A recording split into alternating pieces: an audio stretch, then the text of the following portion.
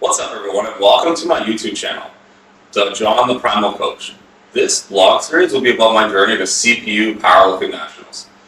I have been a powerlifter for quite a number of years, on and off. I have also been a powerlifting coach and personal trainer for well over a decade in Mississauga, Ontario, Canada.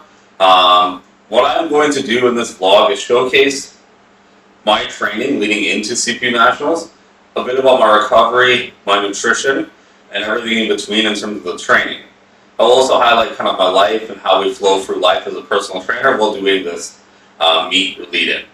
I have taken powerlifting quite seriously for the last year and a half, and I wanted to do this vlog to kind of show what it takes to go up and get a lot stronger in powerlifting and the right way to go about it. So with this year's nationals, the goal is to go over 1,900 pound total. If I can get to 2,000, that'll be absolutely amazing. The big reason why I wanted to do this meet prep leading in for the next 4 to 6 months is because I have a feeling this will be the prep where my strength probably goes up the very most in the next few years. I'd say at 298, 1,800 pound total is still, especially with my training, it's probably still pretty light for me. So I have a feeling we could make a 150 pound to 200 pound total jump going into this next meet. Now that we've really laid in a foundation over the last little while since August with my new coach, and we've been able to really improve upon a lot of the technical inefficiencies that I've had for a number of years. And there's been no injuries, which is absolutely awesome. So this is going to be an amazing. So context is everything. So I'd like to give you guys a little bit of context about myself in terms of my powerlifting background. So when I was about 22, 23, 24, I was one of the strongest juniors in Canada on the tested side in terms of the squat especially. Total was still pretty good as well, but my squat was insanely good. I think I totaled 7, I think my best total was a little bit over 1,700 in knee wraps as a 120 plus junior, which I thought was quite good, especially at the time. Nowadays there's a lot of guys that can bang out some elite level numbers in the 120 plus as a junior, so hats off to you guys. Everyone's gotten so much stronger, and it's pretty awesome to see. But more about me, because this is what we're talking about. It's myself, right? So more on me. So basically, I got to a point where I was even able, just before COVID, I was training for a meet, and I got up to a point where I could do a 2,000 pound knee wrap total. And then I blew up my knees, and then COVID happened, and then I opened up a gym, did a bunch of different business ventures.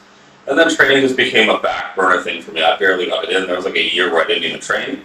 And then I've built myself back up slowly in terms of just getting fitter, getting stronger. And now I've kind of gotten more serious about the powerlifting. So I did a meet in November after breaking 3 ribs in the summer. So I only had 3 months of real training lead up to it. Still hit PRs on all the lifts, post-injury PRs, like post-COVID PRs. And did quite well. But I was in the 120 kilo weight class. And the cut, I believe I had to cut about 18 pounds. And I didn't eat before, about a 2-hour weigh-in. Not eating for an entire day at my size is extremely hard. It's extremely hard for anyone, but I felt extremely depleted. Openers were easy, so I got those, and then I just did 5 kilos more than my openers on all the other attempts. And deadlift we did okay on, but then, it was an okay meet. Then we did CPU Centrals in February. That was a pretty solid meet. We went 8 for 9, just missed 1,800 pound total on grip, but the weights were flying up. It was the easiest I've ever lifted 700. It looked like I could easily lift a 740, 750 deadlift on the day. Just need to get the grip work back in, and then once the grip's locked in, everything's going to fly there. Squat, we hit a 680 squat with quite ease. I feel like I could have done 700 on the day, but my coach wanted me to pull back a bit and not overdo it on that meet, just keep getting stronger, which I agree with. And then I did a 430 bench, which is quite easy. I probably could have done an extra 10 to 15 kilos that day. So things are peaking really nicely. Then 3 weeks later, we had CPU OPA provincials. So that meet I just took token lifts, and then took another run at a 715 deadlift. Again, grip filled me and the weight fell. Also given the fact that I was quite fatigued leading up due to some personal things that happened within the business of my gym. I actually left that gym business completely and started my own coaching practice, back to doing that now full time. So there was a lot of changes and stress regarding that. So I found like my training near the end, I just couldn't recover as well on my central peak. So then with that, I wasn't able to perform the best, or I performed great, but the peak wasn't as high as we wanted to. Now we're into our volume phase of training towards CPU nationals.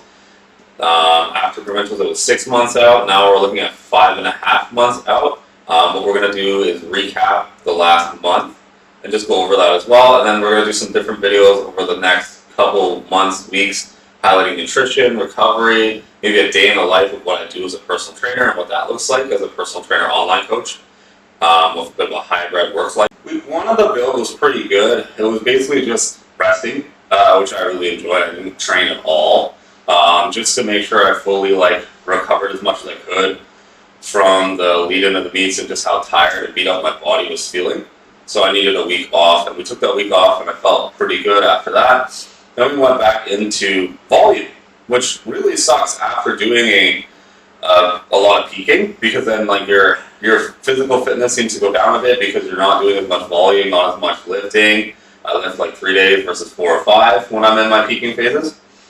So it was a matter of just kind of rebuilding some volume. That week was really rough. Honestly, everything felt heavy. But the interesting thing was I have a lot of shoulder pain in the last few months, and that went away completely with now doing a lot more specialty bar work with the squats, so safety squat bar, reverse safety squat bar squat, and regular safety squat bar squat. That kind of, I found, allowed the bicep plus that week off to just completely feel better. And then bench moved really, really nice, but it didn't feel super light. Deadlift felt horrible. Squats felt horrible in terms of energy. I also put on a little bit of weight, so I was feeling a little bit sluggish and slow, to be honest with you. But everything moved quite well. The execution was getting really, really good already on week 1. So I knew things were kind of moving, week 1 of actual lifting. So I had a feeling things were going to start to really line up really well. The biggest thing that I started to work on already in this phase was just executing better on the workouts. So I find mentally I've always had a hard time locking in, and not locking in terms of being intense, but locking in terms of not thinking about other things that are happening within my life while I'm trying to train. Because I was running a gym for so long, it almost became like I was never able to actually train myself. So what happened was I would always do things while I was training. So that habit I've been trying to kick. And I found just finding some music that doesn't have a lot of lyrics and just a good beat seems to really help me just kind of get away from everything and just focus. And that's been working very, very well. Then as we transition to the last 2-3 weeks of the pro training program up into week 4 or 5, things were pretty good. I was starting to feel nice and strong, and then I got really, really sick. I had an extremely sore throat. That bedrest me from the Friday to the Wednesday, and then I did an abbreviated week on week 4. I basically jammed everything into I did an abbreviated week on week 4 where I basically jammed everything into a 3-day period due to the fact that I had to get things in so I could start moving again, but then also because I had clients and stuff on the Sunday and I didn't have time, so I kind of jammed that in there. But week 3 went quite well up until even the Friday when I was feeling pretty sick. I actually trained still, and I felt pretty strong. I definitely didn't have my top end pop, but I still got the weights in. It was pretty under control. It was definitely hard. We did SSB squats with chains, and that week I also did a bunch of solid trap bar work, and then a bunch of Bulgarian split squats.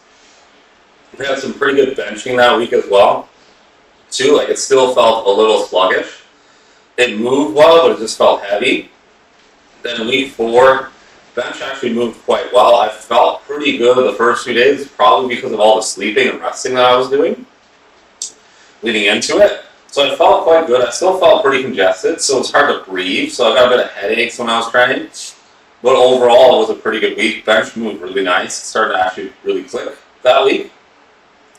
Squat was pretty hard, but that was 3 days straight of training by the end of it on the Saturday, and I was doing I do a lot of legs accessories each day of those 3 days, and squatting and deadlifting, so legs were pretty toasty. but it moved pretty well still. And then this week, week 5, has been quite good. We've hit really good numbers on everything.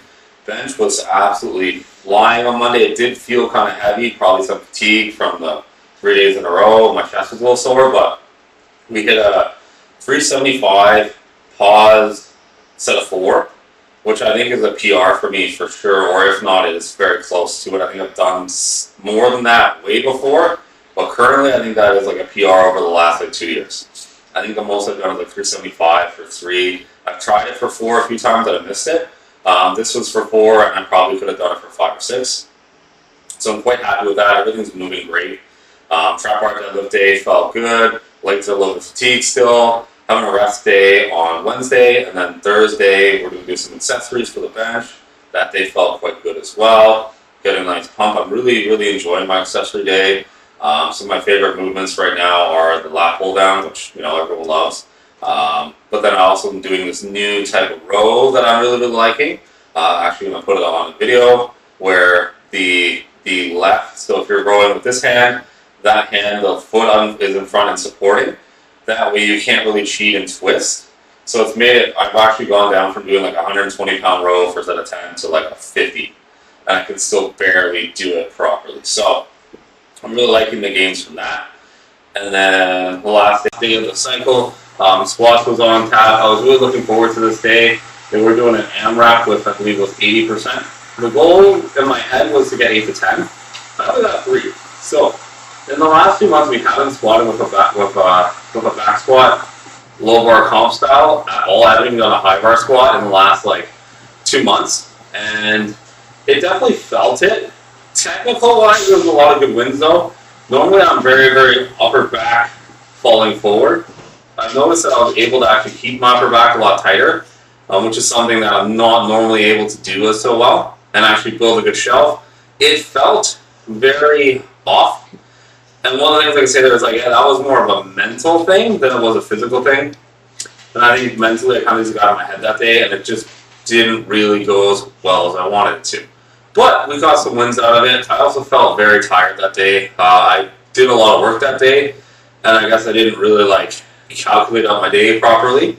So then by the end of it, I just spent. I also worked out at 5. Started working at 5. I didn't eat dinner before as well, so there's a little bit of things there. But honestly, that's shouldn't matter. External factors like that are important, but at the end of the day, we shouldn't let those affect us. So that was a good lesson for me. I'm very excited to continue this vlog. Every week, I'll kind of do a quick little training update. I may not put them up every week. And then what we'll do is we'll show the journey. I may also show certain training days in entirety, just to kind of break one of those down. And I may also show a little bit more about nutrition and recovery as well. So hope you guys enjoyed this episode. Please like, share, and subscribe for more. I'm going to also be putting out a lot more educational content, content relating towards strength training, power